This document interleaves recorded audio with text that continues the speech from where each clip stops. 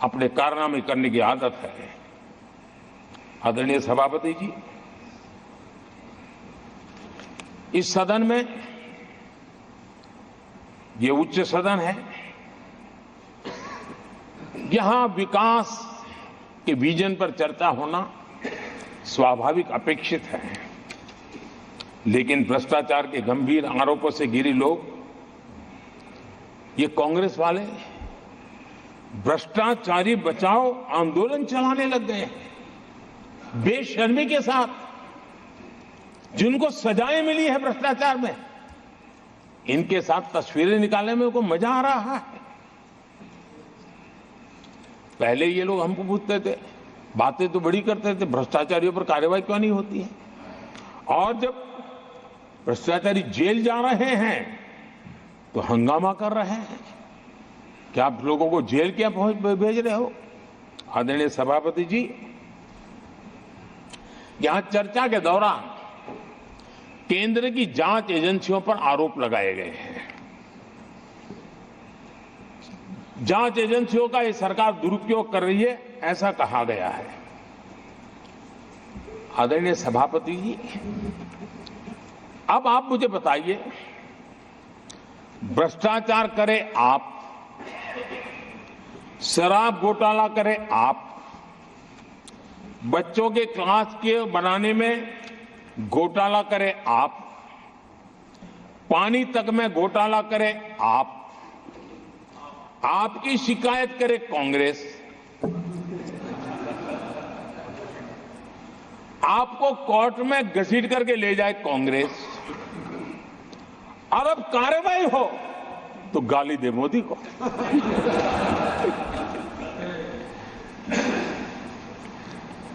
और अब आपस में जरा साथी बन गए हैं लोग। और हिम्मत है तो सदन में खड़े होकर के जवाब मांगो। कांग्रेस पार्टी से मैं आप वालों से कहता हूं, कांग्रेस भी बताएं कि आपने प्रेस कॉन्फ्रेंस करके आपके घोटालों के इतने सारे सबूत देश के सामने रखे थे। कांग्रेस ने प्रेस कॉन्फ्रेंस की थी, इन्हीं लोगों के खिलाफ की थी। अब ये बताएं कि ये जो उन्होंने सबूत प्रेस कॉन्फ्रेंस करके सारी फाइलें बताई थी, क्या वो सबूत सच्चे थे या झूठे थे? दोनों एक दूसरे को खोल करके रख देंगे। आदरणीय सभापति जी, मुझे विश्वास है ऐसी चीजों का जवाब देने की उनके अंदर हिम्मत नहीं है। आदरणीय सभापति जी, ये ऐसे लोग हैं जिनका डबल स्टैंडर्ड है, दोहरा रवैया है। और मैं देश को बार बार ये बात याद दिलाना चाहता हूं, ये कैसा दोगलापन चल रहा है। ये लोग दिल्ली में एक मंच पर बैठ करके जांच एजेंसियों पर आरोप लगाते हैं, भ्रष्टाचारियों को बचाने के लिए रैलियां करते हैं, और केरला में उनके शहजादे, उन्हीं के केरल के एक मुख्यमंत्री जो उनके गठबंधन के साथी है, उनको जेल भेजने की अपील करते हैं, और भारत सरकार को कहते हैं कि इस मुख्यमंत्री को जेल भेज दो। दिल्ली में ईडी सीबीआई की कार्रवाई उस पर हाय तौबा करते हैं, और वही लोग उसी एजेंसी से केरल के मुख्यमंत्री को जेल भेजने की बात करते हैं, शहजादे। तब लोगों के मन में सवाल उठता है कि इसमें भी दोगलापन। आदरणीय सभापति जी, छत्तीसगढ़ में कांग्रेस सरकार के मुख्यमंत्री के साथ शराब घोटाला जुड़ा। यही आप पार्टी वाले चीख चीख करके कहते थे कि ईडी सीबीआई को लगा दो और इस मुख्यमंत्री को जेल में डाल दो, खुलेआम कहते थे। और ईडी ये काम करे इसके लिए गुजारिश करते थे। उनको तब ईडी बहुत प्यारा लगता है। आदरणीय सभापति जी,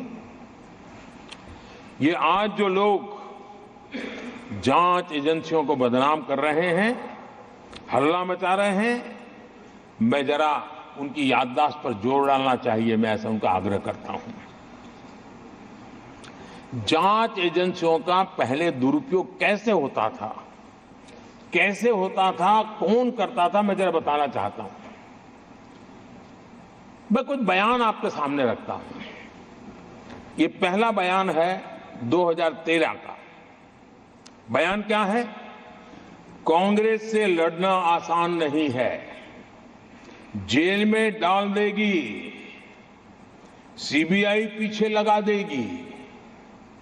कांग्रेस सीबीआई व इनकम टैक्स का भय दिखा करके समर्थन लेती है।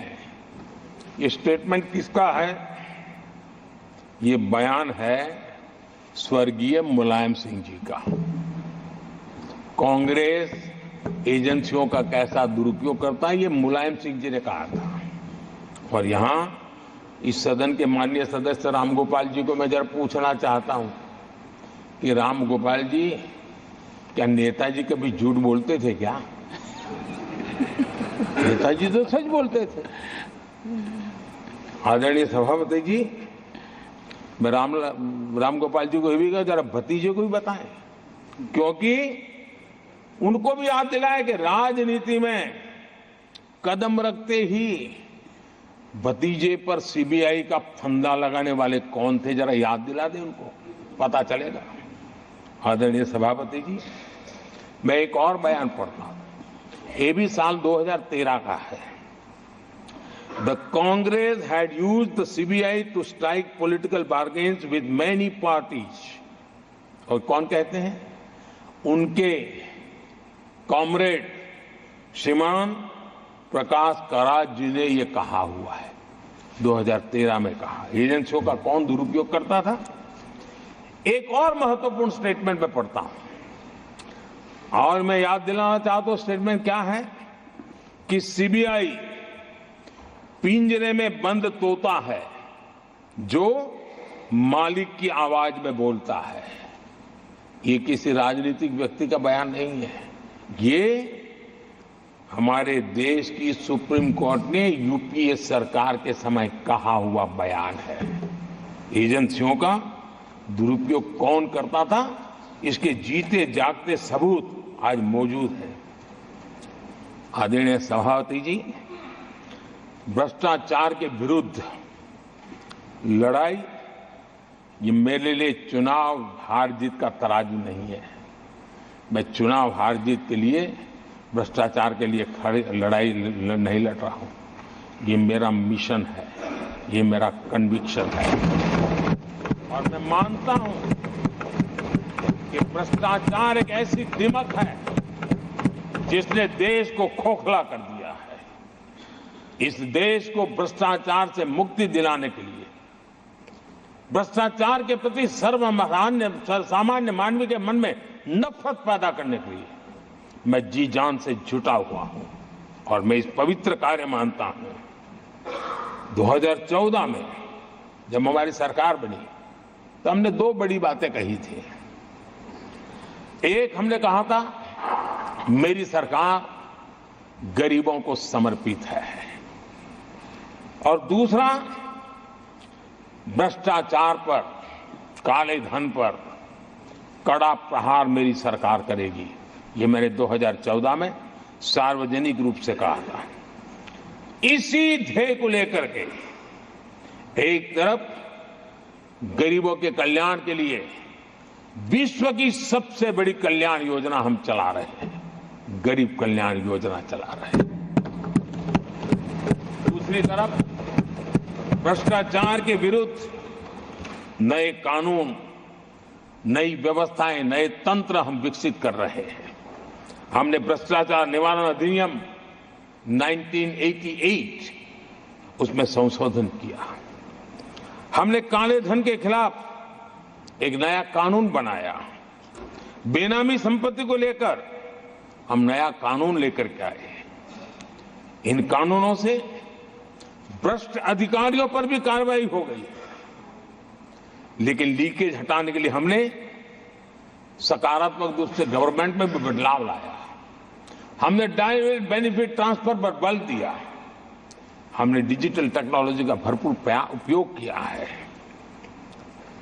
और तभी आज हर लाभार्थी तक उसके हक का फायदा तुरंत सीधा पहुंच रहा है।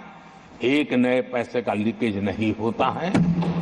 ये हमारी भ्रष्टाचार के खिलाफ लड़ाई का पहलू है। और जब सामान्य नागरिक को ये व्यवस्था मिलती है तब उसका लोकतंत्र में भरोसा बढ़ता है, उसको सरकार में अपनापन महसूस होता है और जब अपनापन महसूस होता है ना तब तीसरी बार बैठने का मौका मिलता है। आदरणीय सभापति जी,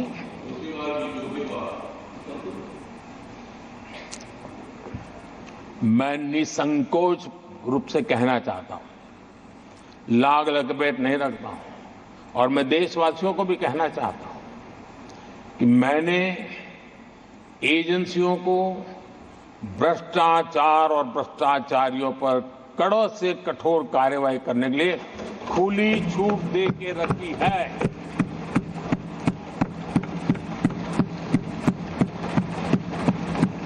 सरकार कहीं पर भी टांग नहीं अड़ाएगी। हां, वो ईमानदारी से काम करे, ईमानदारी के लिए काम करे, ये मेरी सूचना है। और आदरणीय सभापति जी, मैं फिर देशवासियों को कहना चाहता हूं,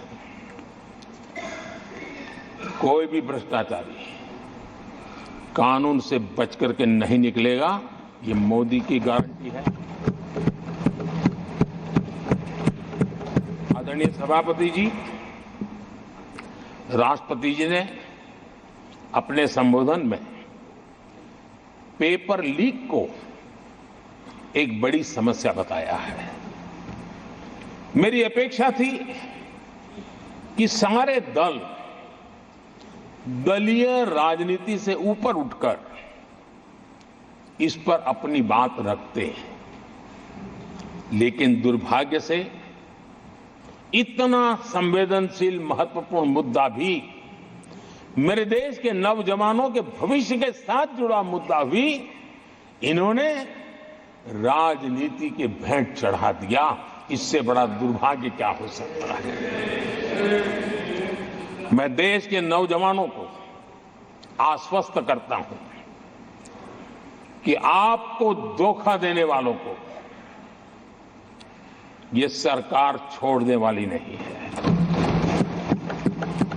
मेरे देश के नौजवानों के भविष्य के साथ खिलवाड़ करने वालों को सख्त से सख्त सजा मिले, इसके लिए एक के बाद एक एक्शन लिए जा रहे हैं। संसद में इन गड़बड़ियों के खिलाफ सख्त कानून भी हमने बनाया है।